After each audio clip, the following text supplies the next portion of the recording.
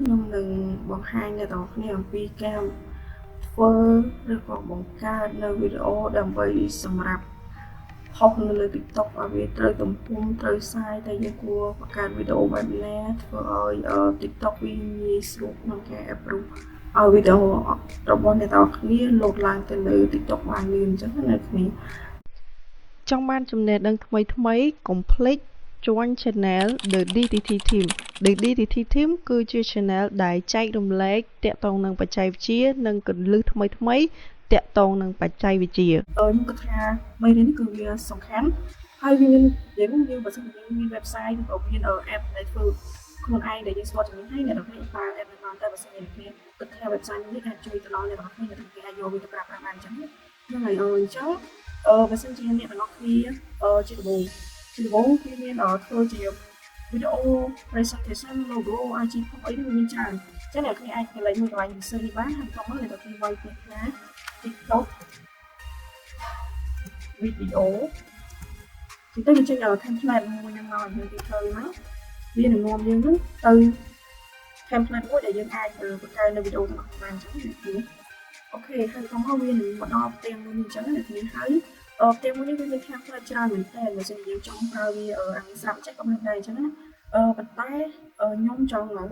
យកវីដេអូរបស់ខ្លួនឯងយកមកធ្វើអញ្ចឹងណាអានេះវាមាន style ច្រើនទៀតអ្នកទាំងអស់គ្នាអាចរៀនក្នុងបានច្រើនជាងខ្ញុំក៏បានដែរព្រោះខ្ញុំអានេះគាត់តែវីដេអូមួយខែអញ្ចឹងណាអញ្ចឹងហើយយើងកុំឲ្យខាត់ពេលយូរយើងដាក់កន្លែង create មកយើងចុចទៅលើវាមកដើម្បីចូលទៅដល់កន្លែងដាក់វីដេអូដើម្បីបង្កើតវីដេអូមួយហ្នឹងអញ្ចឹងហើយអូខេយើងចុចទៅលើវាមកអញ្ចឹងមកដល់ផ្ទាំងមួយនេះអញ្ចឹងណាគឺគេតម្រូវឲ្យអ្នកទាំងអស់គ្នាដាក់នៅវីដេអូអ្នកទាំងអស់គ្នាចង់បង្កើតអញ្ចឹងអ្នកទាំងអស់គ្នាកន្លែងមកមើលកន្លែងពាក្យថា upload អញ្ចឹងអ្នកទាំងអស់គ្នាចុចពាក្យទៅលើពាក្យ upload ហ្នឹងទៅដើម្បីយកវីដេអូរបស់អ្នកទាំងអស់គ្នាដែលចង់យកមកកាត់ហ្នឹងចេះបើសិនអ្នកគ្នាចង់ដាក់ជារូបភាពគឺអាច upload នៅកន្លែងនេះបានហើយបើចង់ធ្វើជាវីដេអូគឺ upload នៅកន្លែងនេះបានហើយតែទៅនឹងសំឡេងក៏ដូចគ្នាដែរប៉ុន្តែដោយសារតែខ្ញុំធ្វើវាជាវីដេអូហើយបើសិនអានេះដោយសារតែខ្ញុំបាន upload ហើយអញ្ចឹងណាបើសិនអ្នកគ្នាអត់បាន upload ទេអ្នកគ្នាចុចពាក្យថា upload media នេះមកដើម្បីយកវីដេអូរបស់អ្នកគ្នាមកអញ្ចឹងនៅក្នុង page ពេលយូរយើងខ្ញុំសូម select យកវីដេអូមួយនេះដើម្បីយកទៅកាយអញ្ចឹងណាអូខេពេលដែលយើង upload វាហើយគឺវានៅមក load មកបែបនេះអញ្ចឹងណាចឹងអ្នកនរគ្នាចុចទៅលើវាដើម្បីយើងកែសម្រួលទំហំនិយាយរួមទំហំដែលវាដាក់មកហ្នឹងគឺត្រូវតាមពីស្រួលវិញអញ្ចឹងខ្ញុំដាក់វាស្មើគ្នាសិនសេរីយើងសេរីទៅហើយវាស្មើគ្នាព្រោះកាលណា policy របស់ TikTok វាខ្លះវីដេអូយើងអត់ពេញទំហំមានន័យថាអត់ពេញកែមហ្នឹងក៏វាអត់ឲ្យយើងដែរអញ្ចឹងណាគេឲ្យដាក់វាឲ្យត្រូវសាយរបស់ TikTok អញ្ចឹងមកគេខ្ញុំសេរីវាសិនអូខេហ្នឹងហើយគឺវាស្អាតហើយប៉ុណ្ណឹងណាអញ្ចឹងបន្ទាប់មកវាមាន function ច្រើនទៀតដូចជា text ឥឡូវយើងចង់ដាក់ text បែបណាយើងអាច select នៅកន្លែងពាក្យថាអក្សរ text នេះបានអញ្ចឹងណាវាមានច្រើនមែនទែននៅហ្នឹងវាមាន mode style ច្រើនណាអញ្ចឹងអ្នកនរគ្នាអាចបើសិនជាមានអារម្មណ៍របស់គាត់ហ្នឹងគឺវាត្រូវតម្រូវឲ្យយើង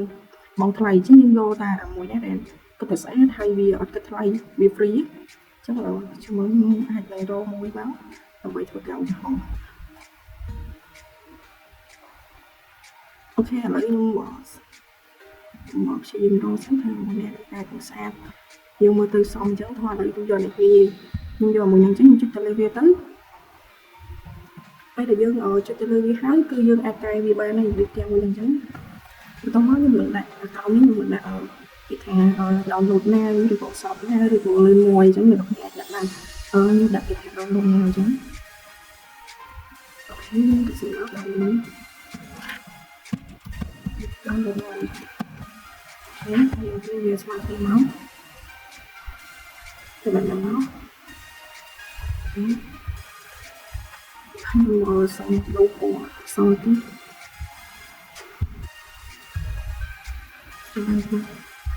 គេដាក់ពណ៌ហ្នឹងហើយ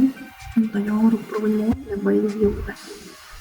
ជាសញ្ញាឲ្យគេ download ជួយទៅរីតែប៉ុណ្្នឹងទេហើយអានេះវាខ្ញុំគិតថាប៉ុណ្្នឹងវាស្អាតអញ្ចឹងណាហើយចឹងអ្នកនរគ្នាអាចកែបន្ថែមទៀតអ្នកគ្នាអាចមានពេលយូរសម្រាប់កែដាក់ text ដាក់ពាក្យវាស្អាតជាងនេះទៀតក៏រត់ទៅល្អជាងនេះអញ្ចឹងណាគ្នាអញ្ចឹងហើយបន្តមកខ្ញុំនឹងប្រាប់ពីវិធី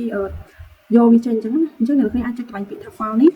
បន្ទាប់មកអ្នកនរគ្នាអាចចុចពាក្យថា save to folder ឬពាក្យថា download អញ្ចឹងអ្នកគ្នាអាចរើសមួយណាក៏បានដែរអញ្ចឹងណាពេលដែលយើងធ្វើការ download ហើយវានឹង load ចូលទៅដល់ក្នុងកុំព្យូទ័ររបស់អ្នកនរគ្នាអញ្ចឹងអ្នកគ្នាយកទៅ upload ទៅគឺវាត្រូវស្វ័យរបស់ TikTok តែម្ដងហើយវាអាចប្រើច្រើនទៀតវាមិនត្រឹមតែ TikTok វាអាចប្រើនៅ template របស់ Facebook template របស់ IG ឬក៏ ផ្សេងៗទៀតដូចជា Twitter អីក៏មានដែរអញ្ចឹងណាអញ្ចឹងវីដេអូនេះខ្ញុំបង្ហាញតែប៉ុណ្្នឹងទេបើរកចំណងអីដែលឆ្ងល់គឺអាច contact មកខ្ញុំផ្ទាល់បានអញ្ចឹងខ្ញុំនឹងដាក់ link នៅក្រោមវីដេអូមួយហ្នឹងដើម្បីឲ្យអ្នកអរទេសស្រួលទាក់ទងមកកាន់ខ្ញុំអញ្ចឹងហើយអរគុណច្រើន